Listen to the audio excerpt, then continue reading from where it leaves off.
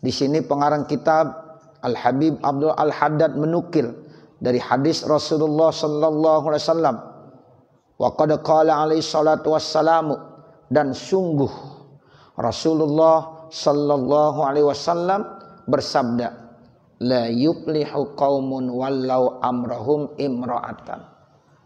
Satu masyarakat tidak akan merasa bahagia apabila urusan-urusannya diserahkan kepada orang perempuan.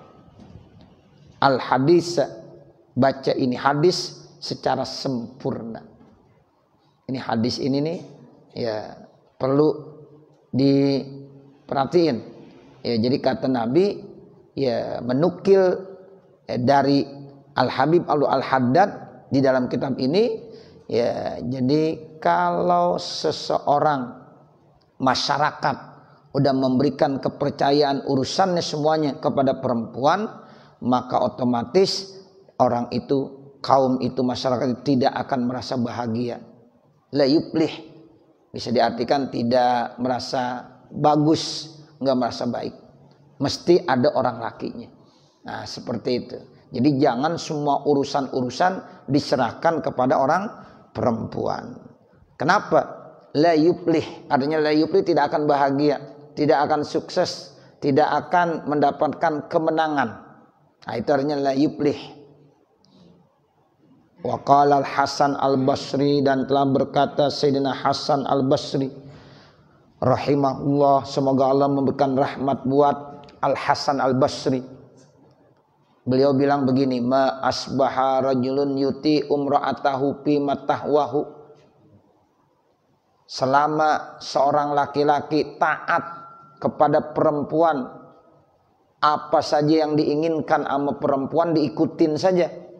Illa akabbahullahu binnari, kecuali nanti Allah akan lemparkan orang tersebut ke dalam api neraka.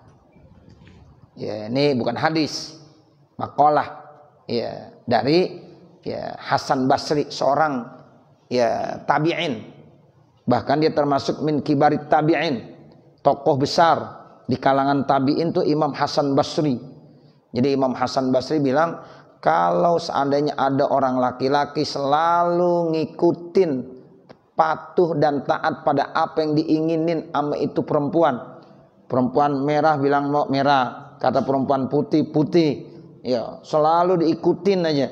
Ya, sesuai dengan hawa nafsunya tuh perempuan. Ini laki-laki udah iya aja. Nah, maka nanti laki-laki itu akan dilemparkan ke dalam api neraka. Nah, makanya hati-hati Bapak Saudara. Kita harus punya sikap. Ini khusus kita ya dalam berkeluarga. Ya, jadi ketika kita ya sebagai pemimpin yang memang Allah udah jelaskan ar-rijalu qawwamuna 'alan nisa. Nah, berarti kita harus punya sikap yang tegas. Jangan ngikutin ya hawa nafsu, keinginan perempuan, dalam hal ini istri kita. Ya, jadi kalau yang baik silakan ikutin, tapi kalau hawa nafsu ya itu yang tidak baik, ya kita jangan ikutin. Jangan termasuk yang takut sama istri. Nggak boleh. Ya, kalau memang itu salah bilangin, Neng ini salah. Walaupun Neng minta nangis-nangis, saya nggak akan ikutin. Begitu. Jangan sampai seorang laki-laki itu nanti ya ngikutin keinginan perempuan, sehingga banyak para koruptor ya itu gara-gara ya perempuan, istrinya sendiri. Banyak itu Bapak ya saudara ya, dibilang kamu kerja udah lama-lama masih begini aja. Tuh tetangga baru 3 tahun jadi PNS udah punya ini punya itu. Nah, ayo Pak biar ya beranian dikit. Nah begitu. Kita kan harus punya juga. Punya ini, punya itu. Tiap hari itu bininya begitu terus. Akhirnya di kantor pusing dia. Ya bagaimana ini supaya nyenengin istri. Akhirnya banyak yang begitu. Ya, diberbuat dosa. Dia korupsi demi ngikutin hawa nafsu istrinya. Nah itu yang kata Imam Hasan Basri, maka laki-laki itu akan dilemparkan ke dalam api neraka.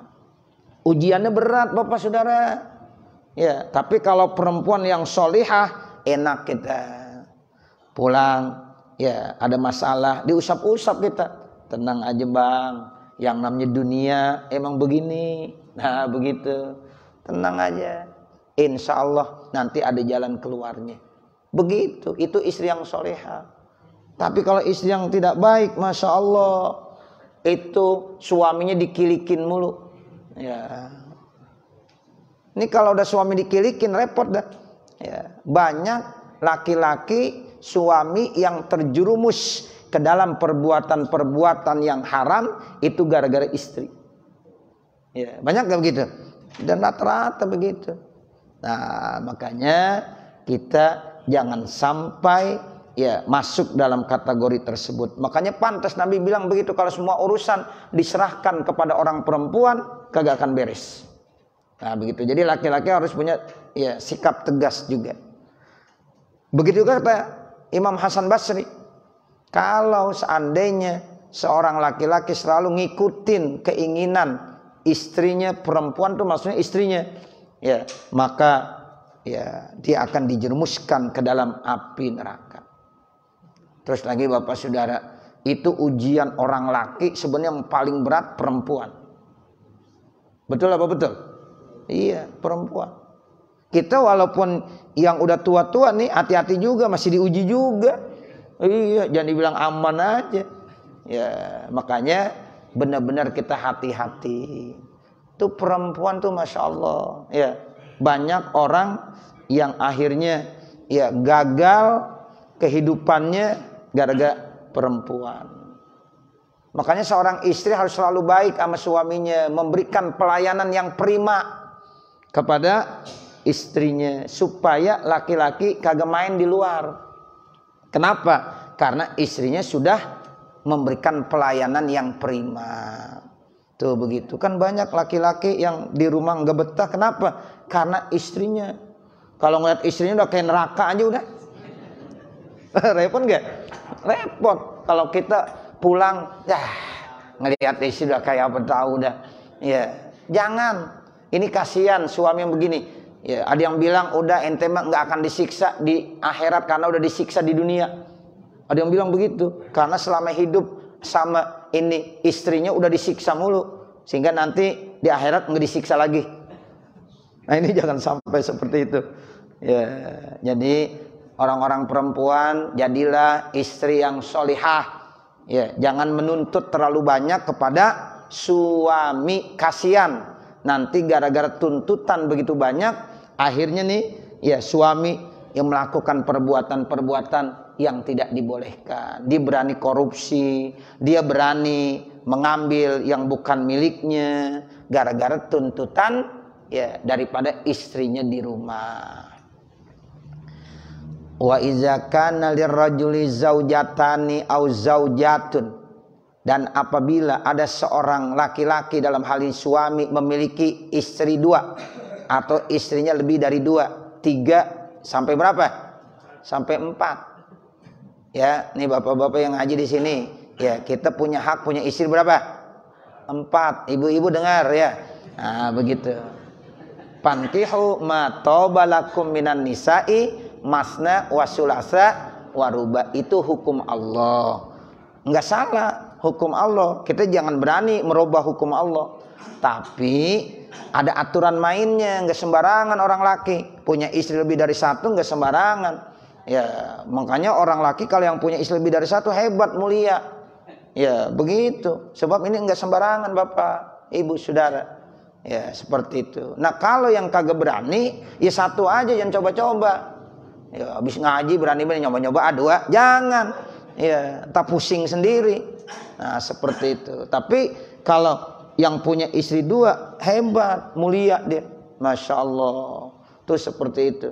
Ya karena ini hukum Allah. Ya, makanya kalau ada orang laki-laki punya istri 2 atau punya istri 3 atau 4, lazimahul adlu. Nah ini nih wajib harus adil. Kalau yang punya 1 memang nggak perlu pakai adil, emang di situ doang. Iya, benar nggak? Iya, karena cuma 1. Kalau 1 nggak ada kewajiban kita harus adil. Emang punya istri berapa ente? 1. Ya nggak pakai adil, emang udah semuanya buat dia. Iya, apa juga dikasih buat dia. Nah begitu. Tapi kalau punya istri 2, punya istri 3, punya istri 4, syaratnya harus adil. Ya, insya Allah banyak kebaikan yang didapatkan oleh ya laki-laki tersebut. Ya. Jangan sampai disalahkan orang punya istri 2, nggak boleh. Dulu ingat nggak? Ya ada sejarah. Ya ustaz sekelas dai yang sudah masyhur, Agim. Dia tadinya lagi naik daun. Siapa aja demen sama Agim, apalagi ibu-ibu. Ibu-ibu kalau ke Bandung itu pasti ya berkunjung ke sana, maunya foto sama Agim. Wah, viral Pak. Itu di rumah tuh ibu-ibu bangga kalau fotonya ada Agim. Nah, begitu. Ternyata ya pas Agim kawin lagi, ambles langsung. Ya, padahal Agim salah nggak? Kagak salah, Agim bener. Ya Allah, dia melaksanakan syariat agama Allah. Punya istri 2, punya istri 3, punya istri 4 boleh. Ya, sesuai dengan hukum Allah. Tapi kenapa? Ya, itu bisa terjadi karena semuanya banyak ya itu jamaahnya perempuan. Katanya perempuan terasa tersakiti gitu. Ya, begitu. Bagaimana Ustaz kalau saya di madu tuh begitu. Kan di madu enak Bu, enak aja katanya. Iya, kan di madu manis. Nah, begitu. Jadi akhirnya orang-orang perempuan yang apa? Yang tidak suka langsung Pak, yang tadinya naik daun habis ya. Padahal nggak melakukan kesalahan. Nah, begitulah. Bahkan saya dengar tuh ya ada ibu-ibu ngomong sama saya, nih Ustaz nih, saya udah turunin fotonya ini, saya gagah demen sama dia. Begitu, diturunin fotonya. Ya, ini ya nggak boleh ngikutin hawa nafsu. Nah seperti itu. Karena kan saya bilang bahwa perempuan itu lebih banyak apanya? Hawa nafsu. Ya, lebih banyak emosionalnya. Ya, jadi yang dikedepankan seperti itu. Padahal dalam agama enggak salah, cuma aturannya berat. Apabila ada seorang laki-laki punya istri lebih dari 1, 2, 3, dan 4, lazimahul adlu, maka wajib diadil bainahunna di antara mereka. Fa ilam ya'dil, kalau seandainya dia tidak adil, waqa'a fil ismi wal haraji, maka dia sudah masuk dan terjerumus dalam perbuatan dosa. Berarti dia berdosa. Qala Nabi sallallahu alaihi wasallam, Nabi Muhammad sallallahu alaihi wasallam bersabda, man kanat indahum ra'atani falam ya'dil bainahuma jaa yaumal qiyamati wasikuhu sakitun. Siapa-siapa yang punya istri 2 kemudian orang tersebut tidak adil antara 2 istrinya, jaa yaumal qiyamah, maka nanti di hari kiamat wasikuhu sakitun, itu nanti jalannya miring. Ya. Jadi orang jalan kan mestinya ya seperti layang-layang tuh kanan kirinya ya serasi. Seperti burung sayap kanan sayap kiri ya itu seimbang. Nah, itu kalau ada orang laki-laki yang punya istri 2 kemudian dia tidak adil, maka nanti jalannya miring. Mau nggak mau jalan miring? Jangan, ya, nggak enak jalan miring sebelah. Ya, kalau layangan singit namanya. Iya, sebab apa? Sebab tidak sama. Nah itu. Tapi kalau dia bisa melakukan keadilan, hebat. Ya, ini termasuk orang yang istimewa. Makanya, ya seorang laki-laki yang punya istri lebih dari 1 lebih mulia kebanding daripada yang istrinya 1, karena dia lebih banyak sabarnya. Kesabarannya lebih banyak. Sehingga nanti kalau di dalam masalah imam, ya keilmuannya, kemudian kewaroannya, kemudian bacaannya sama-sama bagus. Tapi yang 1 istrinya 2, yang 1 istrinya 1, maka yang didahulukan yang istrinya berapa? 2. Tuh begitu. Karena otomatis dia udah melakukan keadilan, ya, dan dia udah banyak melaksanakan kesabaran. Begitu, Bapak, Ibu, Saudara.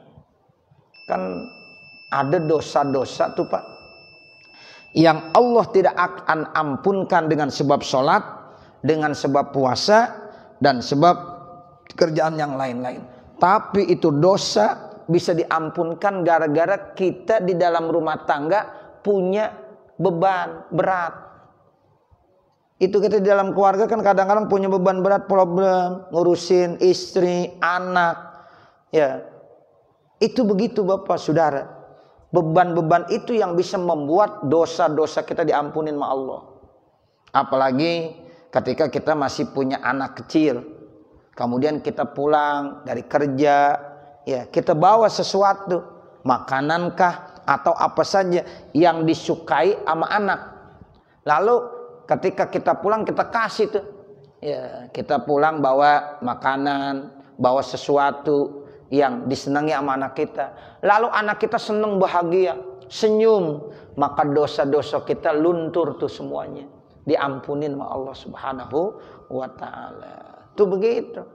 Jadi susah di dalam berkeluarga, hammun al-iyal, susah pada saat kita berkeluarga, itu nanti akan mendapatkan ampunan dari Allah Subhanahu wa taala. Tuh begitu, ya. Makanya kalau kita masih punya anak-anak, dulu orang-orang itu ngajarin kalau pulang dari mana-mana, ya itu kalau masih punya anak kecil, bawalah sesuatu, kasih. Itu anak kita seneng banget, bahagia. Itu dosa kita luntur Pak, ya luntur semuanya. Ada yang bilang, Ustaz sekarang saya udah nggak punya anak, punya cucu. Sama cucu juga, ya ada cucu. Pulang ada cucu, ngasih sesuatu buat cucu-cucu, seneng banget, bahagia.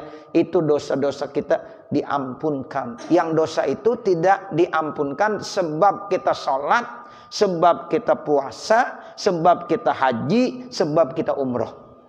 Tapi itu bisa diampunkan dengan sebab kita memberikan kebahagiaan kepada anak-anak kita, ada cucu kita. Oh, Masya Allah. Makanya Nabi itu sayang sama cucu, sayang sama anak. Sama kita juga diperintahkan seperti itu. Ya, jadi ini bahagianya orang yang berkeluarga. Ketika susah, ya tapi itu ya ada ganjaran pahala yang sangat besar yang Allah berikan. Nah sekarang dia punya istri lebih dari satu, ya otomatis kan ya ganjaran pahalanya lebih besar lagi karena kebaikannya lebih banyak, lebih banyak. Nah, seperti itu. Yang penting dia harus adil. Tapi kalau dia tidak adil, maka otomatis dia masuk dan terperosok dalam perbuatan dosa. Wa amma haqquz zauji, adapun hak suami ala zaujatihi yang merupakan kewajiban istrinya, fahuwa min a'zamil huquqi, maka itu termasuk hak yang paling besar. Walaha fil qiyami bihi, dan bagi istri tersebut harus melaksanakannya. Ya sawabun kasirun, maka istri akan mendapatkan ganjaran pahala yang sangat besar. Jadi seorang istri itu kalau udah bisa melakukan kewajiban-kewajiban kepada suami, dia taat kepada suami, maka istri itu akan mendapatkan ganjaran pahala yang sangat besar. Sehingga ada dalam satu hadis, iza matat al-imra'ah, apabila meninggal dunia seorang perempuan, atau ayyumam ro'atin matat, kalau ada seorang istri meninggal dunia, wa zaujuha radin, suaminya redo, suaminya udah memaafkan karena selama ini dia melayaninya dengan baik, selama berkeluarga, Masya Allah ini istri benar-benar mengopeni suaminya, melayani dengan pelayanan yang terbaik. Suami juga begitu, bertanggung jawab. Ya, nah akhirnya apa kata Rasul dalam hadis tersebut? Dakholatil, ya silahkan dakholatil jannah, ya perempuan tersebut akan masuk ke dalam sorga min ayyi abwabin sya'at, dari pintu-pintu sorga yang 8 yang ia kehendaki. Itu pintu-pintu sorga ada 8 Bapak Ibu Saudara, terbuka semuanya buat istri yang solihah. Nah makanya ayo ibu, ya kita sebagai istri jadilah sebagai istri yang solihah. Kita bapak sebagai suami jadilah suami yang solih. Ya sehingga kalau kita udah solih, istri kita udah solihah, punya tanggung jawab masing-masing, tahu hak dan kewajibannya, insya Allah dapat ridho dari Allah Subhanahu wa ta'ala.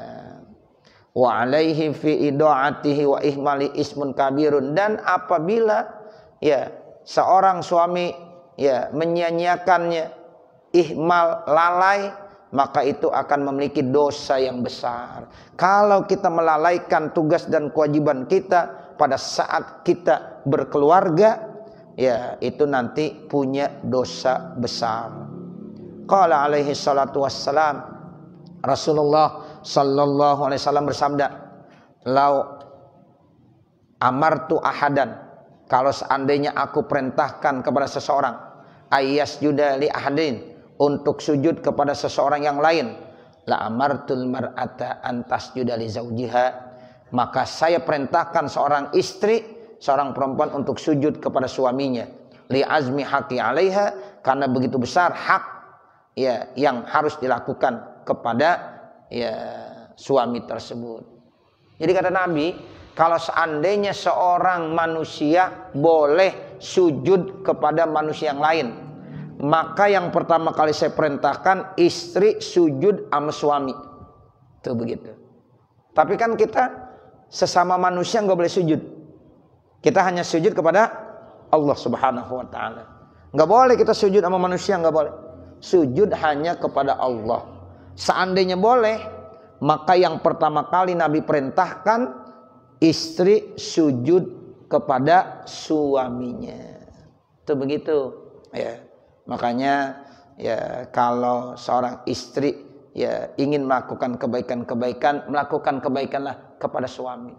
Salat yang wajib dikerjain walaupun dia kagak pernah salat sunnah.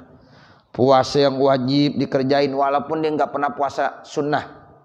Kemudian dia taat sama suami, dijaga auratnya, ya itu udah pasti dijamin masuk surga itu perempuan. Ya, udah itu aja syaratnya, nggak susah-susah, nggak mesti banyak melakukan amal-amal kebaikan seperti sholat sunnah, ya puasa sunnah. Yang penting yang wajib seperti sholat, puasa dikerjakan dengan sebaik-baiknya. Ya, kemudian auratnya dijaga, dipelihara. Tuh aurat dijaga benar. Jadi kita nih Pak, kalau punya istri, tolong kalau istri kita keluar rumah, itu yang namanya sya'run, rambut yang ada di atas kepala harus ditutupin. Kalau orang-orang tua kita dulu bilangnya apa? Tutup pakai kerudung. Dulu orang tua kita kenalnya kerudung. Tapi kalau sekarang istilahnya apa? Jilbab. Tutup pakai jilbab. Walaupun mau keluar cuma beli sayuran doang, ya tetap harus ditutup. Kenapa? Sebab ada hadis Nabi, itu ada orang perempuan disiksa, ya diikat, digantung pakai rambutnya sendiri. Diikat, digantung pakai rambutnya sendiri. Di mana? Di api neraka. Lalu ini diceritakan kepada Sayyidina Ali dan kepada Siti Fatimah saat itu. Lalu Siti Fatimah bertanya, emang apa kerjaan orang ini di dunia? Kata Nabi, ini perempuan yang gak pernah menutup kepalanya kalau ada laki-laki ajnabi, bukan mahramnya. Nah itu begitu. Makanya kita sebagai suami, karena kita kasihan sama istri kita kasih tahu, Mah, Neng, ya Umi, tolong kalau keluar rumah tutup kepalanya, pakai jilbab. Ya. Kalau kagak punya beliin Pak. Jangan istri suruh pakai jilbab dibeliin kagak. Ya, beliin, ya beliin. Nah, tapi Ustadz dia belum mau juga, bagaimana? Proses.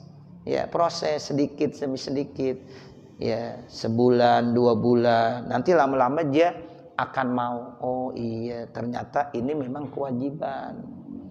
Gembira kita sebagai suami yang tadinya awal-awal istri kita nggak pernah berjilbab, tapi setahun 2 tahun 3 tahun hidup bersama dengan kita, akhirnya diarahkan sekarang diberjilbab. Itu suami akan mendapatkan ganjaran pahala yang sangat besar. Begitu ya, jadi proses ya, proses. Kadang-kadang istri kita kan nggak mau, saya nggak enak arisi. Ada yang masih begitu, belum pergi haji saya, Nah kalau berjilbab pakai pergi haji dulu repot ya. Nah begitu. Belum pergi umroh saya. Nanti dah Ustaz kalau udah umroh saya baru mau pakai jilbab. Nah repot ini. Ya. Jadi ayo belajar. Proses ya Bapak Ibu Saudara. Ya begitu. Anak-anak kita juga begitu proses ajarin.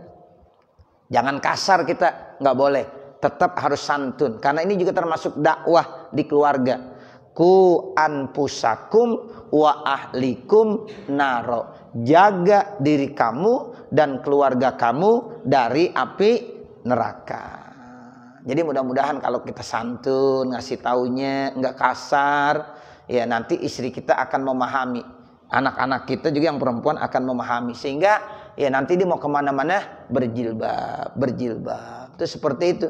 Ya, karena memang Masya Allah ini tugas kita sebagai seorang suami. Tanggung jawab kita.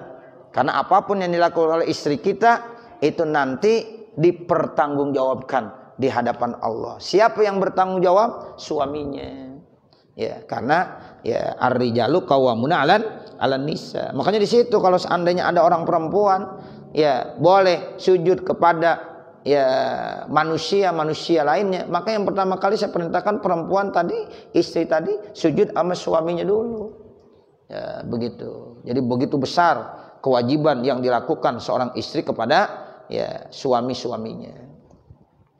Wa qala alaihi salatu wassalam, dan Rasulullah sallallahu alaihi wasallam bersabda, ayyuma mar'atin batat, kalau seandainya ada seorang perempuan di waktu malam, wa zaujuha anharadin, ya, atau ayyuma mar'atin matat, ya, kalau seandainya ada seorang perempuan meninggal dunia, wa zaujuha anharadin, sementara suaminya redho, memaafkan, mengikhlaskan, ya dakhalatil jannata, maka istri tersebut masuk ke dalam surga, dijamin masuk ke dalam surga. Kalau suami nggak ada tuh hadis-hadis begitu. Ya, kalau seandainya ya seorang laki-laki ya meninggal dunia, istrinya redho, maka suami masuk ke dalam surga, nggak ada. Ya. Tapi kalau ya apabila ada seorang istri meninggal dunia, suaminya redho, maka istri itu masuk ke dalam surga. Ya, dari pintu surga yang mana saja. Itu udah ada jaminan. Nah, makanya dari hadis ini seorang perempuan wajib taat sama suami. Jangan terbalik, makus yang kemarin udah kita bahas. Enggak boleh suami taat sama istri, enggak boleh. Jadi istri itu jangan begitu. Ya, enggak boleh menuntut. Ya, walaupun istri lebih pinter, walaupun istri lebih kaya. Kan kadang-kadang ada istri lebih kaya sama suaminya. Ya, suaminya kere. Ya, tapi istrinya banyak duitnya. Kenapa? Karena dia memang orang kaya dari orang tuanya, dapat warisan banyak. Ya, warisannya ini dari semua milik istrinya. Ya, tapi istri yang solihah tetap, saya sekarang posisi saya sebagai istri. Walaupun ini kekayaan milik saya karena pemberian orang tua saya, tapi tetap saya ya peruntukkan buat suami saya. Tuh begitu. Seperti Siti Khadijah. Siti Khadijah kaya enggak? Kaya, konglomerat di Mekah. Wanita yang terkaya di Mekah saat itu Siti Khadijah. Tapi ketika menikah dengan Rasulullah, diserahkan kekayaannya untuk Rasulullah, untuk berdakwah. Tuh begitu. Ya, nah makanya orang-orang perempuan begitu, Pak. Jadi kalau seandainya dia termasuk orang yang taat sama suami, walaupun dilihat jabatan saya lebih tinggi, posisi saya lebih tinggi, kekayaan saya lebih banyak, tetap pada saat dia ya statusnya sebagai istri, dia harus patuh dan taat sama suami. Ini nih yang penting. Sekarang kan banyak perempuan-perempuan yang ngatur suami. Kenapa? Karena istri punya segalanya. Iya, karena istri punya segalanya. Duit gua yang punya, harta gua yang punya, ini rumah gua. Emang dari orang tuanya. Nah begitu. Suami cuma bawa kolor doang. Iya, kacau banget nih. Iya. Nah tetap istri harus patuh dan taat. Ini yang susah sebenarnya. Tapi kalau istri yang solihah itu pasti Oh iya, status saya sebagai istri tetap dihormatin suaminya. Kita Pak, kalau udah kagak dihormatin sama istri, aduh kagak enak banget Pak. Itu dicuekin sama ya istri kita. Kenapa? Karena uang yang megang dia. Semua diatur kita, nggak enak Pak. Nah begitu. Ini dalam agama nggak boleh. Ya dalam agama tidak boleh. Nah inilah yang harus diketahui oleh perempuan-perempuan. Ya. Sehingga nanti Bapak sampaikan tuh, ya kalau ingin menjadi istri yang soleha, kalau meninggal dunia langsung masuk ke dalam sorga, itu jaminannya sorga. Tapi kalau suami nggak ada jaminannya, ya seperti itu. Wa qala alaihi salatu wassalam, dan Rasulullah SAW bersabda, iza sholatil mar'atu khamsaha, apabila seorang perempuan udah melaksanakan sholat 5 waktu, sholat zuhur, asar, maghrib, isya, subuh dikerjain terus ini sama orang perempuan. Ya, walaupun dia kagak sholat qobliyah, enggak sholat ba'diyah. Ya, yang penting sholat yang 5 waktu dikerjain terus tekun. Awal waktu kalau bisa. Jangan sholat yang wajib selalu di akhir waktu. Sholat subuh ginari belum bangun. Ya. Nah, ntar sholat zuhur udah mau asar. Asar udah mau maghrib. Ya, isya kadang-kadang ketiduran. Ya, ini enggak benar nih. Ya, jadi jangan sholat 5 waktu dikerjain banget. Ya, pokoknya kalau bisa di awal waktu. Sholat yang terbaik adalah sholat di awal waktu. Nah, ibu-ibu juga begitu. Ini cerita ibu-ibu, ini cerita orang perempuan. Kata Nabi, iza sholatil mar'ah khamsaha, apabila seorang perempuan sudah sholat ya 5 waktu dikerjakan dengan baik, dengan sempurna. Yang kedua, wasomat sahroha, lalu orang perempuan tersebut puasa di bulan Ramadan. Puasa sunnah mah kagak, tapi puasa Ramadannya benar-benar diperhatiin, dijaga benar. Kalau udah puasa Ramadan benar-benar nggak pernah ghibah, nggak pernah namimah. Kadang-kadang kan kita puasa tapi mulut jalan terus ngomong. Ya, kadang-kadang kita sering gosip. Lagi puasa pagi-pagi sambil beli sayuran udah gosip. Ya, nah ini nggak benar nih. Ya, jadi kalau kita puasa walaupun cuma puasa Ramadan doang, tapi benar-benar dijalankan. Gosip nggak mau. Seperti itu. Kalau seandainya orang perempuan puasa Ramadannya lagi uzur, lagi haid, lagi nifas, dicatat tuh benar-benar. Saya punya utang puasa berapa hari, dicatat dalam buku hariannya. Jangan dipermainkan. Ya, kadang-kadang kita kan yang namanya manusia, al-insan mahalul khatawan nisyan. Yang namanya manusia ada salahnya, lupanya. Udah sebulan 2 bulan, ya bahkan sampai bulan Rajab kita belum bayar kodok Ramadan kemarin. Ditanya sama suaminya, Neng, kamu puasa Ramadan kemarin ada punya utang nggak? Kata istrinya, punya bang. Ya, ada berapa hari? Itu dia yang saya lupa. Nah, lupa dah. Ini kan repot. Wajib dicatat makanya. Kalau kita punya utang puasa, ibu, bapak kasih tahu. Ya, biar supaya dicatat. Sebab yang namanya manusia hari ini ingat besok lupa. Tapi kalau ada catatannya dibuka. Oh iya bang, tahun kemarin saya kagak puasa haid, dapat 7 hari, dapat 10 hari, dapat 3 hari. Nih saya udah catat. Udah dikodoin? Belum. Nah ini sekarang udah bulan Rajab, ayo kodoin. Nah begitu. Sebab itu wajib kodoin. Puasa kodok wajib. Kalau puasa sunnah kan anjuran. Ya di bulan Rajab dia mau puasa kodok boleh. Pahalanya ntar dapat Rajab. Begitu. Ya. Ya Allah, itu kalau udah sampai Ramadan lagi, ya Allah, kemarin saya masih punya utang 12 hari, sekarang udah masuk Ramadan lagi. Tuh, kurang perhatiin. Ya, makanya orang perempuan begitu, tolong diperhatiin. Ya, terkait tentang ya puasa. Karena puasa wajib dikodok. Beda dengan sholat. Kalau sholat seorang perempuan haid berapa hari pun tidak wajib dikodok. Begitu. Sebab kalau dikodoin berat nggak kira-kira? Berat. Itu Nabi tahu. Ya, Allah perintahkan kepada perempuan karena Allah sayang sama perempuan. Ya, jadi kalau lagi datang tamu itu sholatnya tidak perlu dikodok. Libur, udah libur. Jadi orang perempuan ada liburnya sholat. Kalau orang laki ada nggak liburnya? Nggak ada. Nah kalau puasa ada liburnya, tapi tetap wajib diapain? Dikodok orang perempuan. Ya, wajib dikodok. Nah itu. Jadi sekarang ini orang perempuan sholat 5 waktu diperhatiin, puasa Ramadan diperhatiin. Yang ketiga wahafizat farjaha. Kemudian dia jaga auratnya. Farjinya itu artinya auratnya. Ini nih yang membuat ya banyak masalah. Orang-orang melakukan perbuatan dosa karena farji. Nah tapi ini perempuan jaga benar kehormatannya. Wa ata'at zaujaha. Nah yang keempat taat sama suami.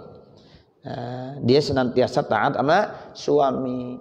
Kila dikatakanlah kepada itu perempuan, udkhuli, masuklah wahai kamu orang perempuan, min ayyi abwabil jannati syi'ti, dari pintu-pintu surga yang kamu kehendaki. Silakan dah masuk ke dalam surga kamu orang perempuan. Dari mana aja. Itu namanya min ayyi abwabil jannati syi'ti. Syi'ti maknanya anti, engkau perempuan. Ya, engkau kehendaki dari pintu pertama, silakan masuk. Engkau mau dari pintu kedua, silakan. Pintu surga ada berapa? Ada 8. Tuh terbuka semuanya buat orang perempuan yang tadi tuh puasa ya Ramadan diperhatiin banget, dikerjakan dengan sempurna. Sholat 5 waktu dikerjakan, diperhatiin banget, dikerjakan dengan sempurna. Nah kemudian dijaga ya kehormatannya, taat sama suami. Insya Allah orang ini dijamin masuk ke dalam surga. Cukup sekira. Nanti baru waqala alaihi salatu wassalam. Mudah-mudahan apa yang kita baca ada manfaatnya. Amin ya rabbal alamin. Para bapak, para ibu hadirin hadirat. Sebenarnya saya mau rencana mau baca Fatihah pada minggu yang lalu. Sehubungan jamaah kita ya Al Ustadz Dr. Andes Zainal Abidin ya. Ya, jamaah kita yang aktif kan ya meninggal dunia ya pada 2 minggu yang lalu kali ya, pada 2 minggu yang lalu. Nah, untuk itu kita baca Fatihah ya, walaupun ya sudah 7 harinya udah selesai, tapi kita baca Fatihah. Ya, saya teringat tuh dia adanya di sini tuh ya. Ya, ngajinya rajin dia, ngajinya rajin. Ya, di Al Hidayah juga ngajinya rajin. Ya, beliau itu termasuk orang baik, ya, orang baik. Insyaallah ya Allah terima segala amal-amal ibadahnya. Ya manakala ada kesalahan dan kekurangannya, Allah ampunkan segala dosa dan kesalahannya. Mudah-mudahan dengan doa kita baca Fatihah nih, ya habis sholat subuh ngaji kita, mudah-mudahan doa kita dikabul, diijabah oleh Allah Subhanahu wa taala, sehingga mudah-mudahan almarhum Bapak Dr. Haji Zainal Abidin ya dimasukkan ke dalam surganya Allah Subhanahu wa taala. Al-Fatihata ila ruhi almarhum Bapak Haji Zainal Abidin wa usulih wa puruih bi anna Allah yataghassana wa iyyahum birrahmah wal maghfiratul jannah wa ila hadratin Nabi Muhammadin sallallahu alaihi wasallam. Al-Fatihah. A'udzu billahi minasyaitonir rajim. Bismillahirrahmanirrahim. Alhamdulillahirabbil alamin arrahmanir rahim maliki yaumiddin. Iyyaka na'budu wa iyyaka nasta'in. Ihdinas siratal mustaqim. Siratal ladzina an'amta 'alaihim ghairil maghdubi 'alaihim waladdallin. Rabbighfirli wa liwalidayya. Rabbighfirli wa liwalidayya.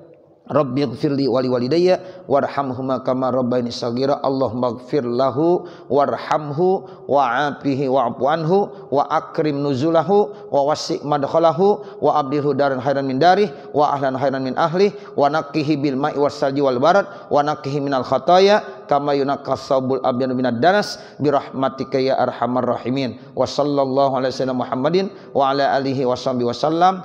Al-Fatihah. A'udzu billahi minasyaitonir rajim. Bismillahirrahmanirrahim. Alhamdulillahirabbil alamin arrahmanir rahim maliki yaumiddin. Iyyaka na'budu wa iyyaka nasta'in. Ihdinas siratal mustaqim. Siratal ladzina an'amta 'alaihim ghairil maghdubi 'alaihim waladdallin. Rabbighfirli wa liwalidayya. Amin. Bismillahirrahmanirrahim. Alhamdulillahirabbil alamin. Allahumma shalli 'ala sayyidina Muhammad wa 'ala ali sayyidina Muhammad. Ya Allah, ya Allah, ya Allah, ya Rahman ya Rahim.